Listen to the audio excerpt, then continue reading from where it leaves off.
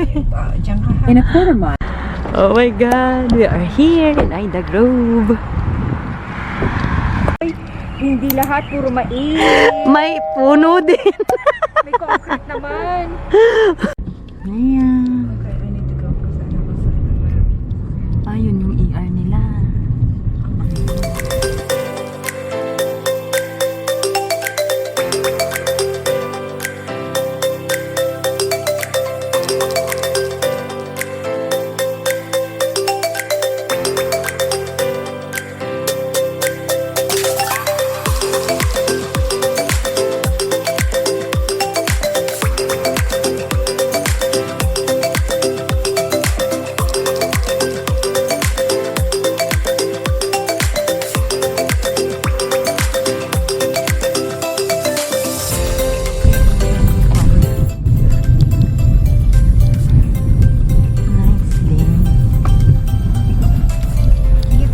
Right here? Yes, don't worry about me. Okay. I'm glad. Actually, it's the perspective eh. Hey everyone! Welcome back to another vlog! Ngayon po, andito po tayo ngayon sa ibang state. This is Iowa. Ayan. Ito kasi yung new... hindi. Ito yung deployment ko. So, before ako ita-deploy ng agency, sinamahan muna ako dito ni boss just to check the area. Babalik pa ako ng Tennessee kasi sa 16 pa yung driving ko. And sana makapunta pa ako sa ibang lugar before my deployment kasi meron pa ako mga vacant days. So, yun. Last night was really not a good one kasi nag-book kami ng flight pero ayun, kinancel na lang namin kasi hindi daw namin maabutan yung connecting flight namin from Missouri going to Des Moines. So, ayan, nagumising na naman kami ng sobrang aga and ngayon pagod na kami kasi from Nashville to Des Moines, tapos nag-drive pa kami from Des Moines going to this area. Ayun, so chinek na namin yung neighborhood, yung hospital, mga ganyan. Ayun, so andito kami ngayon guys sa hotel, the only hotel in this area. But ipapakita ko lang sa inyo guys yung area, yung just the glimpse of the place. So, pagpasok mo, syempre, dito na naman po. Alam nyo na mga kapatid, laging check ng madam ang fire exits. Basta po may pinupuntahan, ang mga fire exits po ang pinupuntahan, ang check. And then, dito, pagpasok mo, may plancha dyan, may ironing board, andito yung lagayan ng luggage, andito yung hangiran, which is, I prefer na open siya kaysa dun sa parang sa the manor na close. And then, of course, dito, ayan, may sink siya dyan, may mga patawel, hair dryer, shampoo, and soap, parang ganon. Very nice yung mirror, nakaka-fresh, promise. Nakaka-fresh. Diba? Nakaka-fresh. Tapos, behind me is, I guess, the bathroom. The bathroom, may bathtub pa, pero, yan. That's the bathroom. We have towels. Yan talaga yung pet peeve ko, yung nakabukas yung toilet. So, very simple lang. Nice naman. So, here naman, after the bathroom, may ganyan siya. Parang lazy chair ba yan? Parang yan yung nare-recline na may paanuhan pa ng paa. Parang pang business, ano kasi to? Parang business trip talaga. Tapos, may pa-fridge, microwave, and another mirror. If you want to have more mirrors. Tapos, may pa-cabinet and the television. Tapos, dito naman, sa bedside table, may pa-lamp. Tapos, ito yung bed, napakalaki. King size bed, na napakataas. Yan. Tapos, may pa-painting pa. That's Iowa, by the way.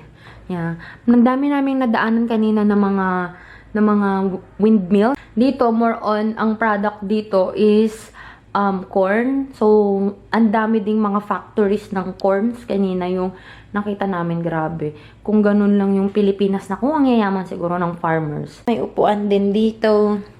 Tapos yan, table. And I got my dinner here. And there, side table.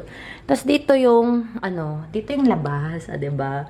Favorite ko talaga yung, alam mo yung mga yung mga puno na ganyan, parang Christmas tree. Yan, gusto ko yung mga ganyan. Tapos dyan, yan, golf course yan. Kikita nyo yung white na yon, golf course lang yan. Tapos ito naman yung makikita mo, diba? Tinur ko na pati labas. Mobile houses, yung mga pwedeng ilipat lang na bahay yan. Mabibili mong bahay na nagawa na. Actually guys, alam ko na kung saan ako madedeploy before pa ako pumunta dito sa US. So, nung nandito na ako, nag-street view kami. And yung street view sa Google, hindi siya yung updated like this year, ganun. Ang dami nang na-renovate ng mga places, ganyan. Grabe, lalaki ng bahay dun sa neighborhood na, anuhan ko, pinag-a-applyan ko ng apartment. So, hopefully, maganda yung loob ng apartment kasi bukas pa yung pag-check namin ng apartment, yung loob niya. And, ano pa ba yung sasabihin ko? Nung una talaga, medyo, parang feeling ko, ano ba yan? Naman yung, di ba, pag pupunta ka ng Amerika, gusto mo yung big city, ganyan. Pero when I came here, grabe, parang na-appreciate ko yung nature. Parang gusto ko dito, napaka-laid back ng buhay dito. Napaka-relaxing. So, ngayon, nafe-feel ko na-excite na ako na dito ako magstay for 3 years. But still, we don't know, diba? Kasi heavy snow area daw dito. Pero kung i-compare ko naman siguro sa Canada na kinakaya naman ng mga kapatid ko yung snow doon. So, probably, I can manage also. Kasi, for sure, baka mas dito, mas light yung snow compared sa kanila. So, magsha-shower lang ako kasi yung dalawang Filipina na nag-work sa hospital, they invited me to join them. Pupunta daw silang Omaha, which is 2-hour drive. So, 8 kami lalabas, 10 kami darating doon. Magdi-dinner daw kami doon. Sige. Pero, medyo masakit na yung ulo ko. Pero, gusto ko rin kasing makita yung lugar. Tsaka gusto ko rin silang, makabanding na rin. Para, at least, 'di ba, pagdating ko dito, hindi ako nag-iisa. Kasi mahirap yung mag-iisa ka na. Yeah, I know I'm a very independent woman, pero ibang level na kasi dito yung pag mag-iisa ka pa, and lalo na kailangan talaga mag-drive and all that. So, yun. Maliligo na ako kasi 7:14 na. My gosh, lalabas ng 8C, love.